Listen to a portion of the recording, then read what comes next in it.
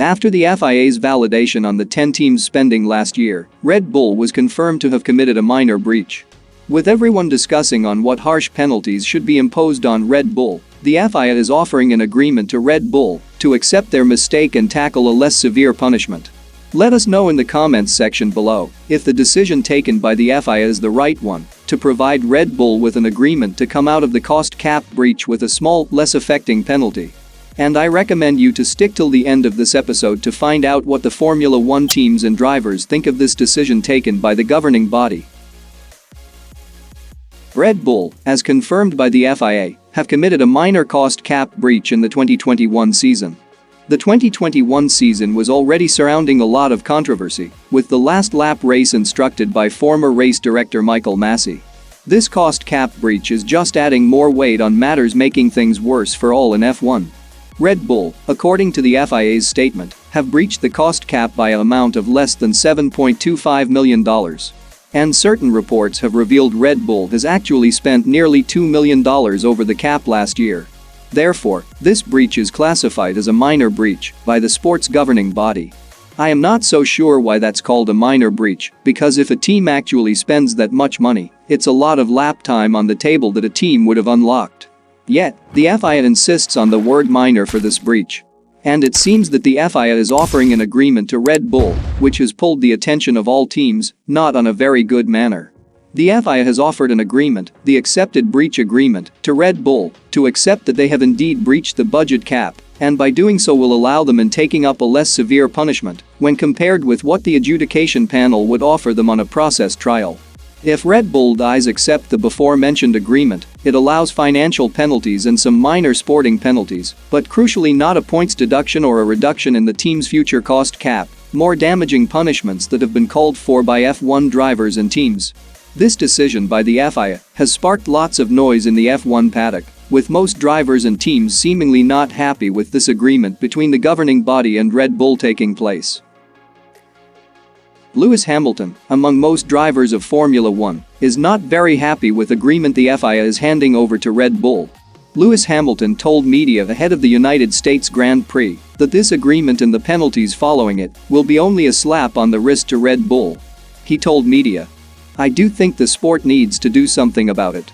If they're relaxed with these rules, then all the teams will just go over the cost cap and spend millions more, and then only having a slap on the wrist is obviously not going to be great for the sport. They might as well not have a cost cap in future." We can see why Lewis Hamilton is raising concerns about this matter, having narrowly lost out to Red Bull's Max Verstappen in F1's controversial final race title decider last season. Yet Hamilton did also mention that he has faith on the sport's governing body and its president to do the right thing to secure the sport's future. "I do believe Mohammed Ben Sulayem, the FIA president, and his team will make the right decisions. I have to believe that. I want to give them the benefit of the doubt, naturally." Adding more to it, Hamilton did express his ideas on the way the current cost cap is implemented and of its importance to the sport. "I don't think the sport's trying to make mistakes. We're going to continue to be coming up against hurdles, but I do think when we talk about integrity, it's how we navigate through those while keeping the core values, while being transparent and being true to the spirit of what the regulations were put there to police." Hamilton's current teammate George Russell says F1 drivers have been assured of transparency by the FIA and calls this a defining moment for the sport.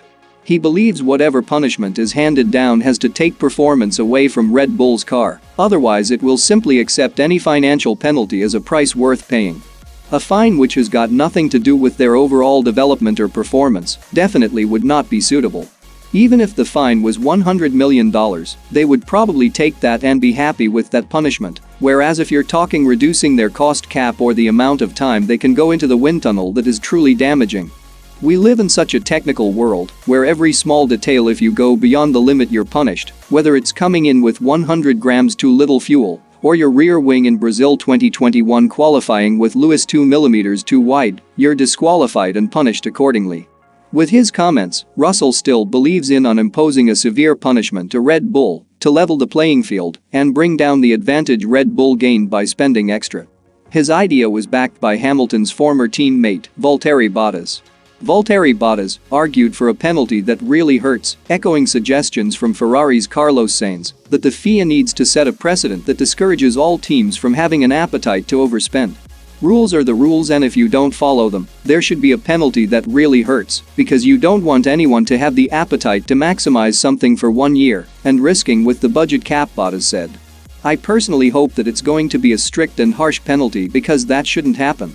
Let's hope it's a really good penalty that really hurts them, because I was in the fight last year for the constructors. Yes, we got that, but we missed the drivers by a few points, and a few millions can make a big difference. Some people may argue against the idea of harsh penalties, assuming it's Mercedes is pushing for that. But no, recently McLaren released a statement implying that breaching the cost cap constitutes to cheating. McLaren boss Zak Brown has called for tougher penalties and tighter spending limits to protect the integrity of Formula One's new cost cap, arguing any proven overspend constitutes cheating. The overspend breach, and possibly the procedural breaches, constitute cheating by offering a significant advantage across technical, sporting and financial regulations, Brown says.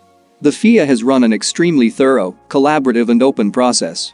We have even been given a 1-year dress rehearsal in 2020, with ample opportunity to seek any clarification if details were unclear. So, there is no reason for any team to now say they are surprised. Ferrari has been consistently critical of Red Bull's development rate under the cost cap, and Sainz reiterated Ferrari's contention that even small overspends could make a big difference to car performance. We all know how much 1, 2, 3, 4, I don't know what's the number, million can make to car development and car speed in Formula One, Sainz said.